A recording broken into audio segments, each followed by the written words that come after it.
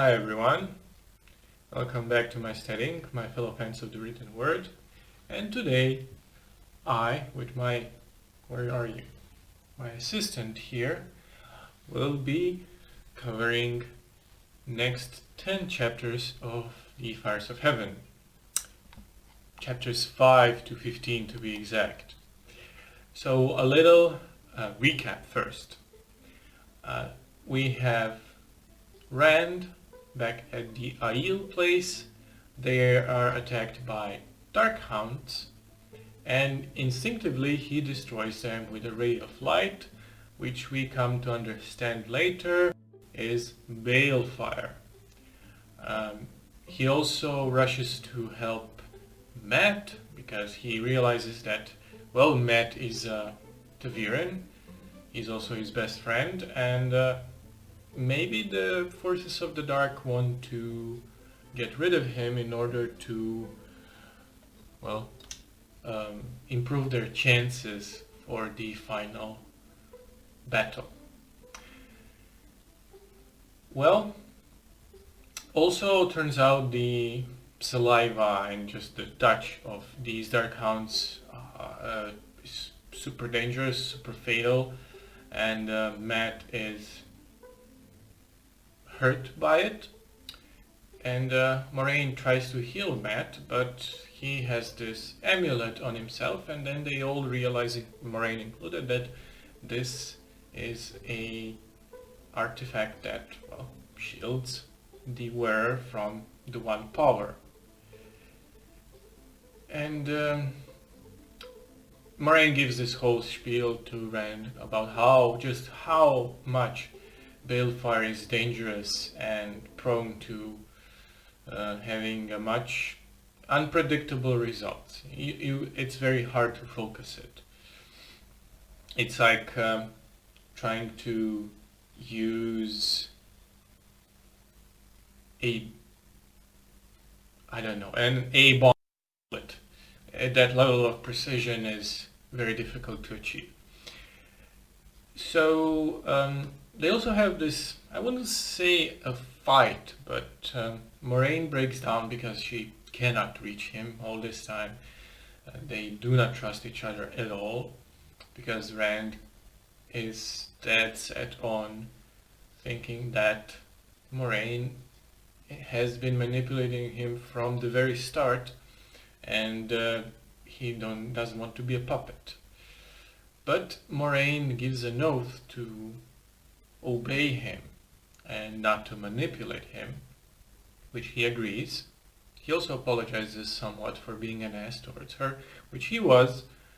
Again, Moraine is a trooper, and I understand that it's difficult for any of the guys that are Taviran to look outward, to step aside and just examine her actions and, their upbringing and being backwards Hicks with generations of prejudices against Chandlers and Aes Sedai especially. But I think that Moraine is the single most dedicated person in the whole series, I think, at least on the good side. Then we have a visit from Lanfear. Lanfear visits Rand, and she informs him that Raven has trapped Queen Morghese, which we already know. But it's just the confirmation that Gabriel is one of the Forsaken, specifically Raven. Back to the girls, we have Elaine and Nynaeve, and, well, their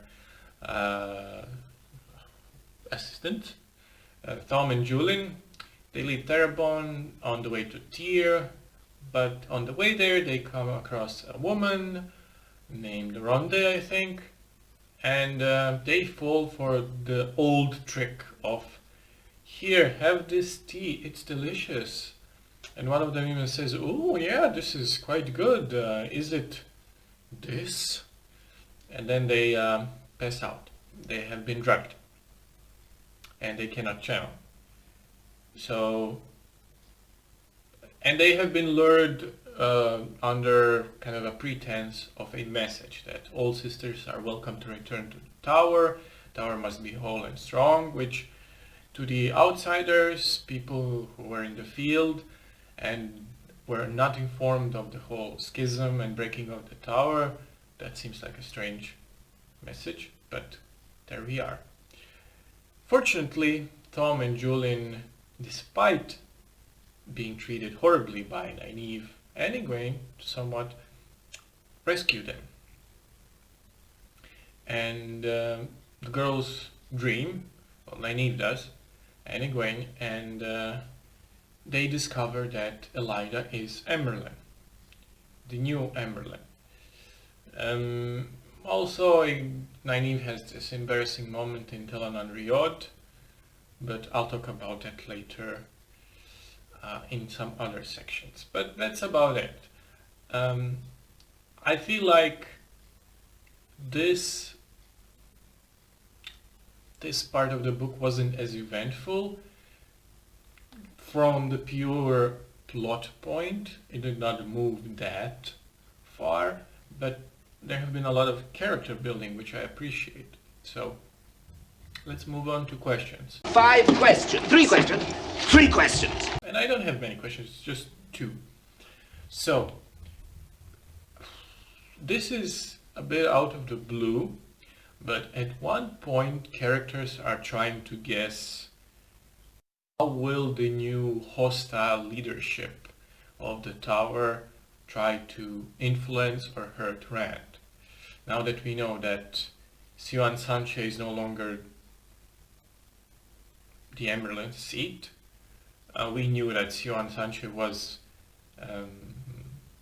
very much on Rand's side, but how will the new Emerlin, and we do know that Elaida is a very unpleasant, radical person, how will she react? So this got me thinking about Rand's sphere of influence, or rather, what are the things he cannot prevent from happening? Because on a pure, I guess, power level, I'm sure he can just zap them away. But there's more to that. There's more to power than just zapping someone away. Someone can be surprised. And how can Rand be surprised? So that got me thinking about warders. From what I understand, the process of, I don't remember how is it called, but essentially when the warder is, the binding process, when the warder is, well, attached to a Sedai. And that process is fully consensual. A warder volunteers for it, right? But I came back to the 3 oaths, and I don't think there's anything under those 3 oaths that would prevent someone from doing it to a warder or a male channeler if they're not agreeable with the process. So could someone maliciously do this to Rand in hopes of trying to control him? That's just, what would the consequences be? Is it just a huge taboo? Did it ever happen? I don't know. Just a thought. And maybe even, maybe that's just for prediction's sake. But this is just wild mass guessing from yours truly. And question number 2. This is probably a stupid question, and I probably asked this already in the past. But why exactly can't Stilling be undone? And because despite everything, the cycles and the apocalyptic nature of the world and everything else, it seems to me on a fundamental level, the world that Robert Jordan created seems to revolve around balance. I don't find it unlikely that this can't be done, because so much of Jordan's writing philosophy is about balance, female and male half, dominating something versus going with the flow, healing versus hurting, things like that. It seems very yin-yang in that way, so why not? Or maybe if someone is stilled, they can use the other source. Oh, I digress. Let's move on to what I liked. I liked Egwene a lot in these 10 chapters. Why? I liked Egwene's berating when Egwene was essentially giving Nynaeve a verbal beatdown for her reckless behavior in the dream world.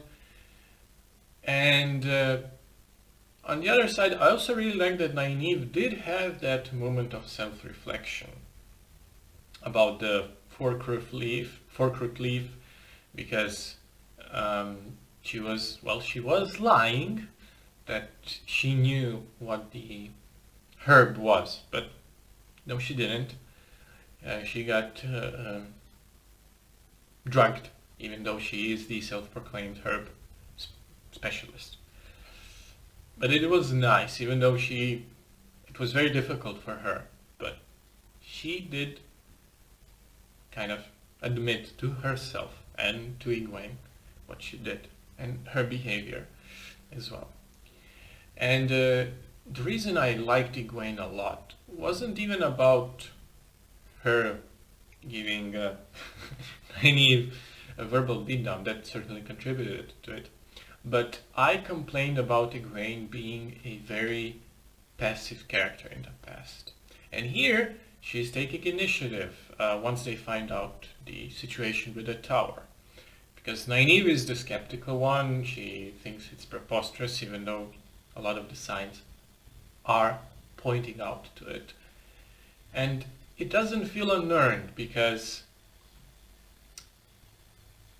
it is happening between two characters that are very close, have a very specific history between themselves. It has an underpinning of pupil overcoming a teacher. The dynamic has shifted because here we have Nynaeve, who was the dominant one. She was in a position of authority over Egwene because Egwene was aiming to become a wisdom herself. And here, kind of, Egwene has spread her wings. She had all these experiences, and she rightfully has a right to call out on such behavior. And that's just great. I hope that doesn't go away. Other thing I liked is just on a lore side, and this got me thinking, I'm still thinking about this. So Balefire. It's so incredibly brutal that it erases someone from the weave. That's just, think about it. I honestly think it's worse than the usual time travel shenanigan. So in time travel fiction, the looming danger or implication of someone messing up and never existing in the present. No one remembers that they even existed. Here, this is, I think, several orders of magnitude worse, because they are erased from the weave. Their impact of their lives is removed, but the memory remains. That kind of level of existential dread just makes my head implode. That's great. That's very powerful. And last point I wanted to also kind of point out. Jordan expands here on the nature of heroes of old, the heroes that are summoned by the Horn of Valir. And here we find out what their existence is like. They exist in Tel Anadriod, the dream world, and they undergo this reincarnation cycle. And they lead this limbo life existence when they're not summoned into the real world. And I think that these are the things that set Jordan apart from his contemporaries. I feel like other writers, especially of that time, would not expand on such things. They would just hand wave them. Someone might think this as over-explaining, but I disagree. And to me, this is a detail that makes a lot of sense and is not expositionary. It just expands and deepens my appreciation for the world and the elements Jordan brought into the world. And he shows me that he still has the bigger picture. Let's move on to things I didn't like. I did not like Elaine's behavior towards Marilyn. Yes, it's pathetic and creepy, and her overcompensating and stuff like that. I just think that part of their, not there, maybe even when Nynaeve is lecturing Elaine over that, I just think that their whole interaction, just some bad writing. It's not major, but I think that's off-putting, to put it bluntly. And two of my predictions. Well, it's only a guess, but it's all I have to go on. So, I don't know how will the future of the tower look like after the breaking, the schism. But I do have a feeling that Egwene will have an important role in it. She's much more confident now, and she has a lot of reason to be. And everything that happened to her, the training she underwent from the Wise Ones, it all contributes to that. So maybe she'll become an agent of the deposed faction or something else. I don't know. I mean, she's still not a fully pledged Aes Sedai, but who knows? And prediction number 2. So, all things point out to Morghese trying to escape the tower. And she doesn't know the trying to escape Gabriel, I'm sorry. And she doesn't know the situation in the tower. So she might go there for help.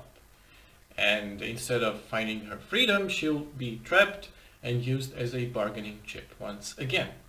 So that's a possible scenario. Thank you all for watching, and see you next time.